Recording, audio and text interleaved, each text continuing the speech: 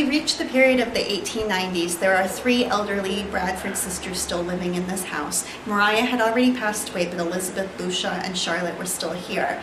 They were growing old together in this house. They were taking care of each other. And it's a very relevant question on how do you age in the 19th century and how do you take care of each other before the advent of social services or social security or hospice or even modern medical care.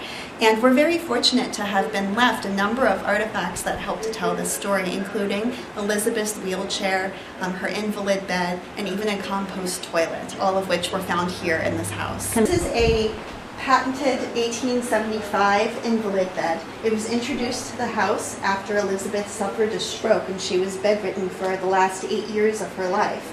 The invalid bed was one of a number of objects that were brought into the house by other family members in Plymouth who were very concerned about the sisters, how to care for them, that they were going to hurt each other or hurt themselves trying to care for each other. And a rather familiar story, these three sisters really didn't want to bring any strangers into the home. They didn't want to bring in outside help. They wanted to live independently without intruders in their home. So it was a rather difficult situation for the family, and so they started to introduce things like this invalid bed to try to make life easier. It raises, actually moves on several different fronts, the legs as well as the middle and the top, so that much like a modern hospital bed, you can adjust for comfort.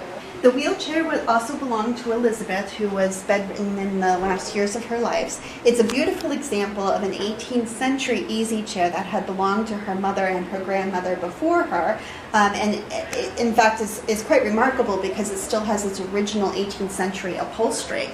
It's an example of making do in the 19th century. Before commercially made wheelchairs were available, people would modify existing furniture, as they did here, with casters in order to accommodate the needs of people with disabilities.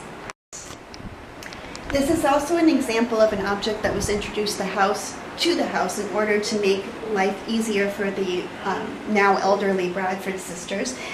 This house was never electrified and it was never plumbed in the Bradford sisters' lives. They were still using an outhouse and bedpans into the last years of their lives. And so their relatives, particularly their nephew, tried this compost toilet in order to be able to add some sort of accessibility to the house. And it works just like a modern compost toilet. You would put dirt in the top, and when you pulled the handle, it would dump dirt down into the bottom, and you would be able to use the toilet several times before it needed to be cleaned out.